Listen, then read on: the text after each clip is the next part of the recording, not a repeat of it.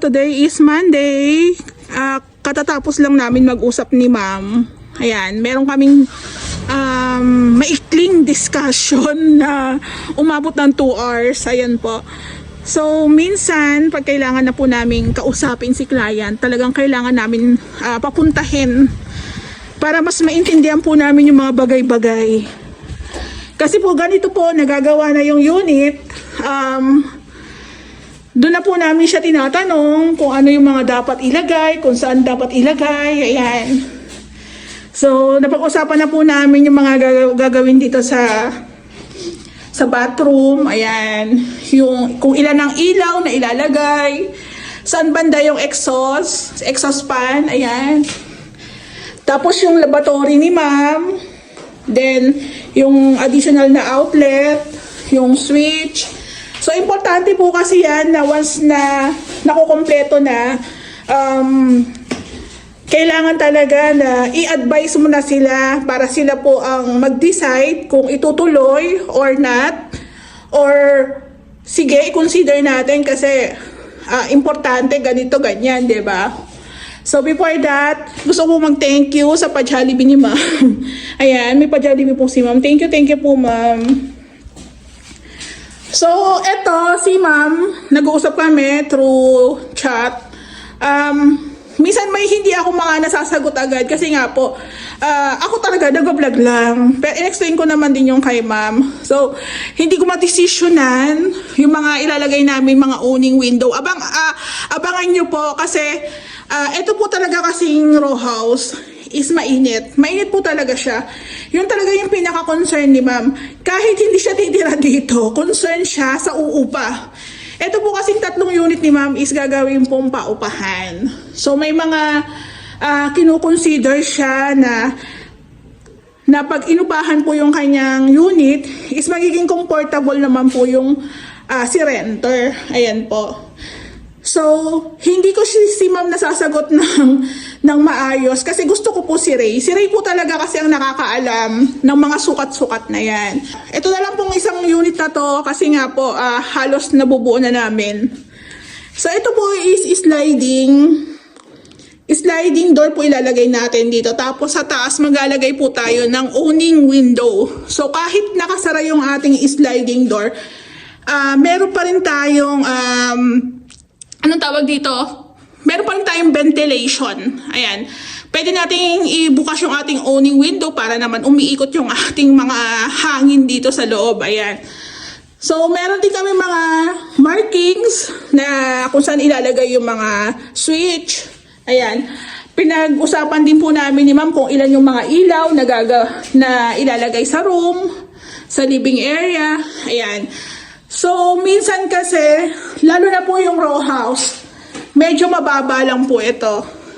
So, makikisami pa po kami dito. Kaya sabi ko kay ma'am, punta ka kasi at least ma-explain sa kanya ni Ray. Kasi si Ray po talaga ang nakakaalam niyan. Pagdating po sa mga sukat na dapat i-consider. So, meron kami ditong switch.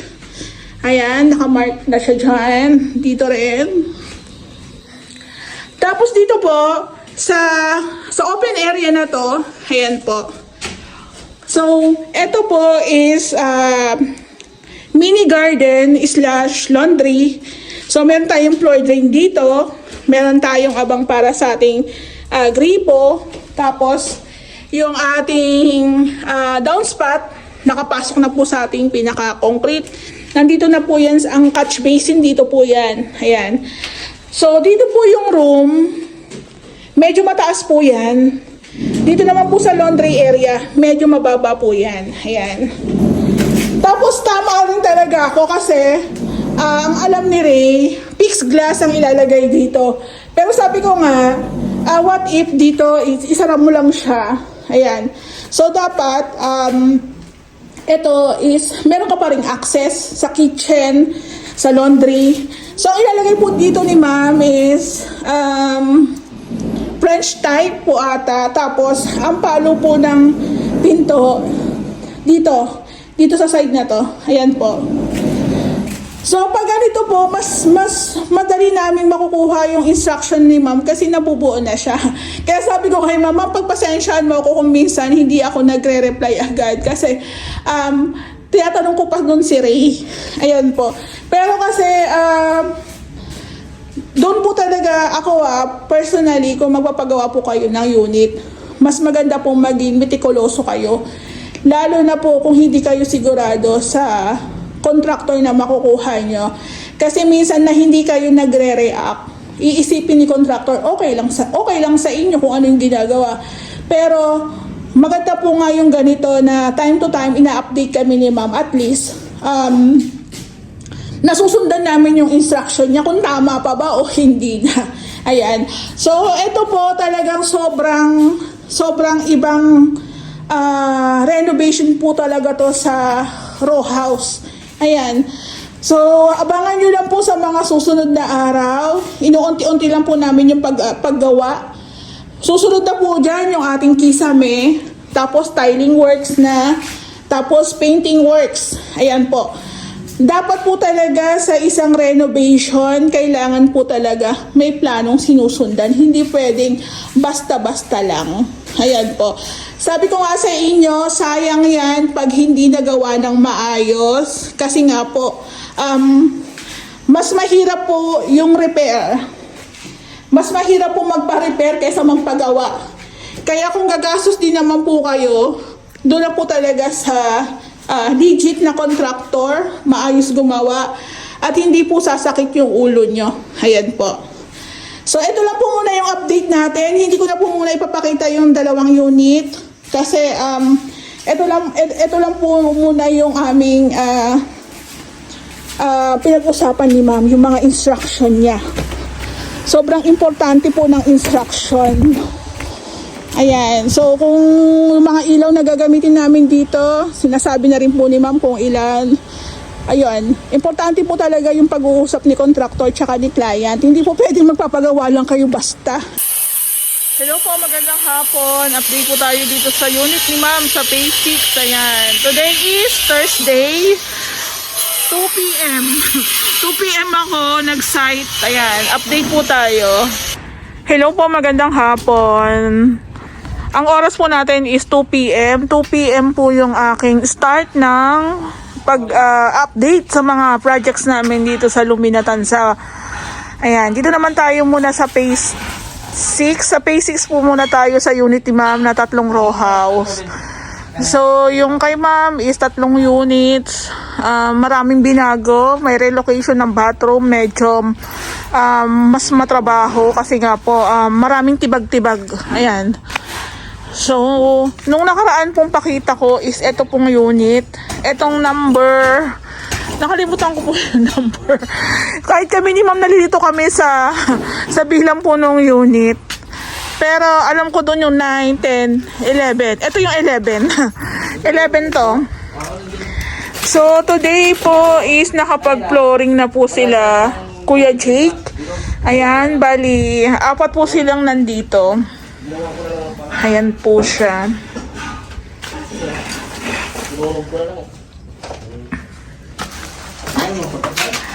Ayan. So, meron tayong para sa floor drain doon. Nakaabang na rin po yung para sa gripo. Nakaabang na rin po yung para sa outlet. Tapos, ito po yung sa septic tank. Nalalagyan natin ng clean out bulb. Ayan. So, meron din tayong abang ng wirings dito. Hindi ko alam kung saan yan. Dito ata. Dito. Dito yan. Kasi magpapalagay si ma'am dito ng outlet. Ayan. So, papagapangin natin yan dito pataas. Picture lang natin. So, bali tong unit ni ma'am, medyo matagal po talaga dahil relocation, may mga titibagin, may aasintadahan na naman. So, ito po yung nakaraan na pinakita ko sa Facebook page na halos na buo na namin. Ayan. So, dito po sa likod, nakabang na rin po yung para sa gripo, sa floor drain. Ayan. Additional outlet. May outlet tayo dito. So, kanina umulan ng malakas. Ito yung hinihintay namin na sana pag while gumagawa kami dito is umulan. Ayan, para ma-witness namin, nakita namin kung saan yung mga possible leaks. Dito kasi wala pa tayong flashing. Ayan. So, given yan na talagang papasok talaga yung ulan dyan dahil wala pa po tayong flashing. Ayan. Tapos, before po kami mag-start ng kisame, lahat po muna ng lalagyan namin ng abang ng para sa outlet, sa switch, isuunahin po muna namin kasi madumi, maalikabok. So, kailangan pagkasa namin ng mga kisame, halimbawa naka-order na kami ng PVC, kailangan wala na masyadong alikabok. So, nasusundan namin yung renovation para hindi kami mahirapan sa paulit-ulit na gawa. Tsaka, nadudumihan po kasi. Ayan. So, dito, since andito na yung in-order namin na 3 molded door, ayan. Ito po yan. Sa mga susunod na araw, ilalagay na rin po natin yung ating pinto. Yung molded door natin dyan na 80 cm po yung lapad. 80 cm. Tapos, kung ano po yung matitira dito, yun po yung lalagyan natin ng asintada. Ayan. So, magpa-plastering nga naman. Ayan. So, pag naglagay tayo ng asintada, plastering, hihintayin pa natin matuyo yun. So, kaya po yun yung sinasabi ko na medyo talagang matrabaho. Ayan. So, maglalatag muna tayo ng mga para sa outlet. Medyo madami-dami yun. Switch and outlet. Ayan po. So, okay na to. Okay na to. Kumbaga, ang sisimentohan na lang namin is yung dito na part. Yan. Tsaka, kikinisin natin to. Kikinisin natin to para pag pinasukatan ni ma'am, nakaabang na yan. Ayan po. So, ito po yung lot 11. Sana tama ako, ma'am. Ayan. O, diba? So, tingnan natin yung lot 10. Ha? Ha? Ayan. Yan? Kailangan pa naman ilbo dito, no? Oo. Dito po sa lot 10, nag-wiring sila.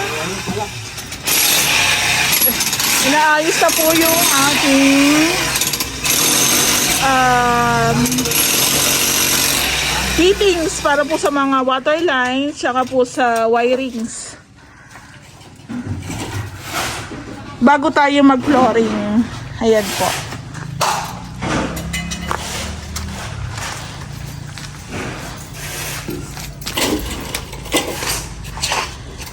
Ngayon para sa percent. Ha? Isa. Ito na lang kailangan. Dito ba sa... Ayaw ko lang kung magagamit yun sa akin. Ano na kami? Wala.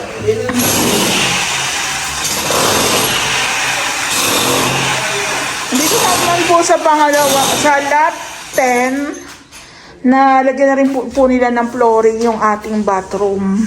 Ayan. Nakaabang na rin po yung ating para sa toilet bowl, lavatory, yung sa water lines natin, tsaka sa floor drain. Ayan po. So, meron na rin tayong pasingawan nandoon. Doon po namin yan itatapos sa may kisame ng front extension para hindi na po kami magbubutas ng bubong ng long span. Ayan po. So, bali po dito sa lot 10, sa second unit, natanggal na rin po nila yung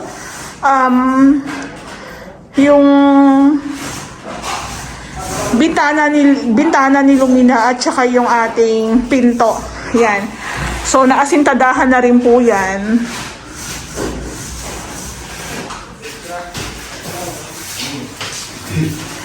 Nalagyan na rin po ng flooring.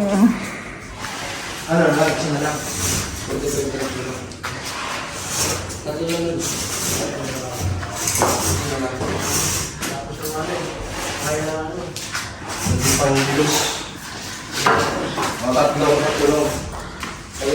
Ayan, oh, may tarp tayo dito. Kasi kanina po umulan. So, ayan, nakaasintada na rin. Pa-plastering na lang. Isa lang. So, kanina nga po pala, wala pa pala kami mamlista ng pintura na black kasi wala pa kaming paggagamitan. Ito po is pampintura dyan sa mga bakal sa labas. Ayan.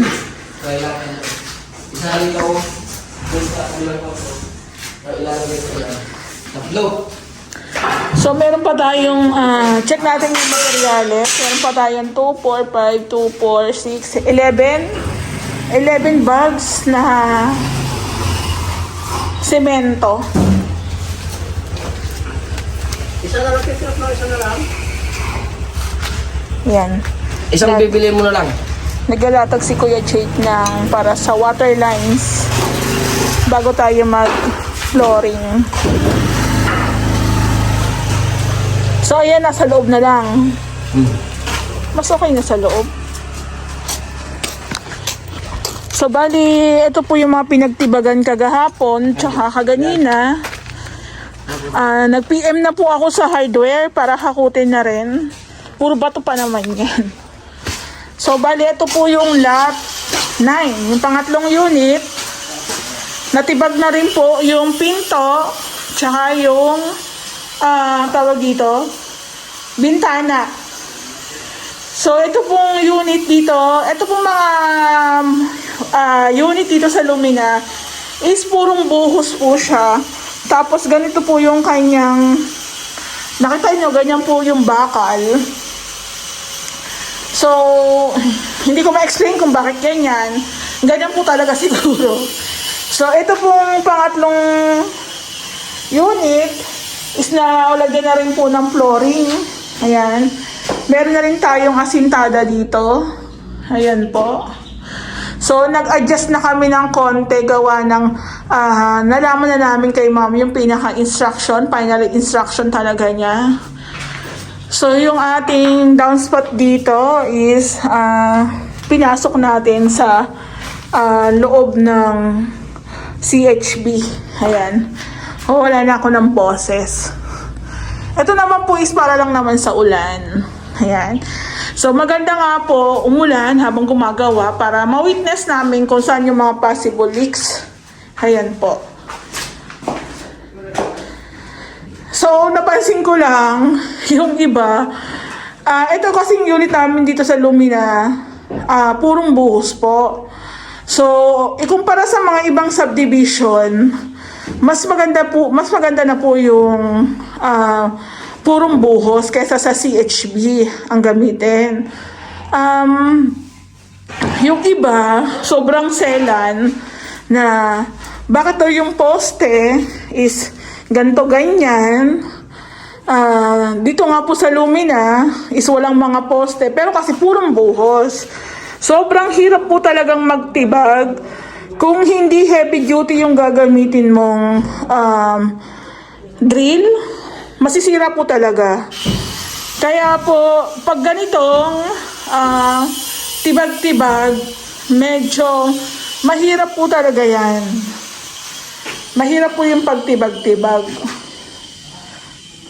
So, ganyan lang po pala yung pagitan ng mga bakal. Pero kasi hindi naman kasi ako, technically hindi naman ako engineer o architect o ano. Pero, ganyan po yung sa Lumina. Pero, buhos po ito. Mas ako, sa pagsisearch ko po, mas matibay po ang buhos. Pagdating po sa mga bagyo-bagyo, tsaka sa lindol, parang gano'n. Kumpara po sa mga CHB. Ayan. So, alam ko, merong mga ibang subdivision na excuse me po, ano lang siya, sa CHB siya ginawa. Ayan. Pero syempre depende pa rin. Kung CHB nga, sa CHB nga gawa, pero sobrang tamang-tama talaga yung halo ng semento tsaka buhangin. Talagang matibay rin talaga yun. Tapos maraming poste, diba? Ayan po. So halos nabubuo na po namin yung 3 unit. Ayan. Tapos itong bathroom po ng pangatlong unit is meron na rin pong flooring. So, same lang po, may nakaabang na rin para sa toilet bowl, sa floor drain, water line, sa lavatory, ayan. So, madali na lang po ito. Medyo mahirap lang po kasi dahil may relocation, may mga tibag-tibag, tas may bubuuhin ulit. Ito pong bathroom, sa susunod na araw, isasabay na rin po natin to sa demolition. Ginagamit rin po kasi nilang CR. Ayan po.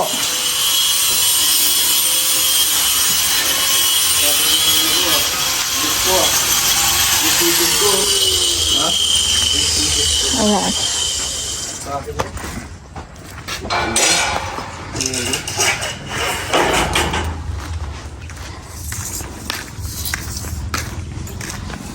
Bakit sih? Kaya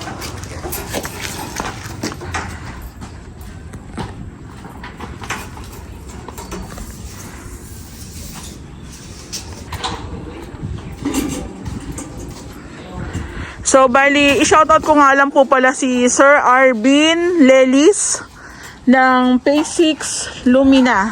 yaw. Si Sir Arvin po is may unit siya sa Lumina na Athena SF. So, nag-inquire po sa akin si Sir. Sabi niya, mukhang tutuloy naman. Sana tumuloy siya kasi sabi ko nga sa kanya, nasa tamang contractor na kayo. Ayan. Sabi ko nga po, kung magpapagawa po kayo ng unit at gagastosan nyo rin naman, doon na kayo sa tamang contractor. Kasi mahirap po eh. Mahirap po kasing gumastos tapos hindi ka naman masasatisfied sa gawa.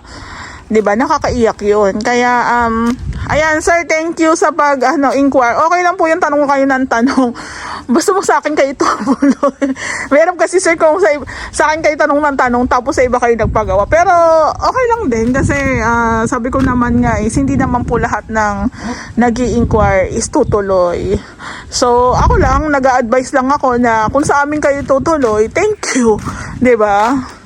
Kasi mabibigyan namin ng justice yung renovation sa pinaka-unit nyo. Kahit simpleng pagawa lang yan, maayos yung gawa. Ayan po.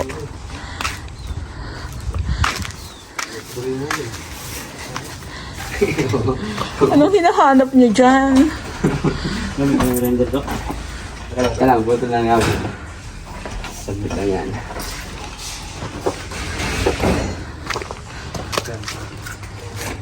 Burita.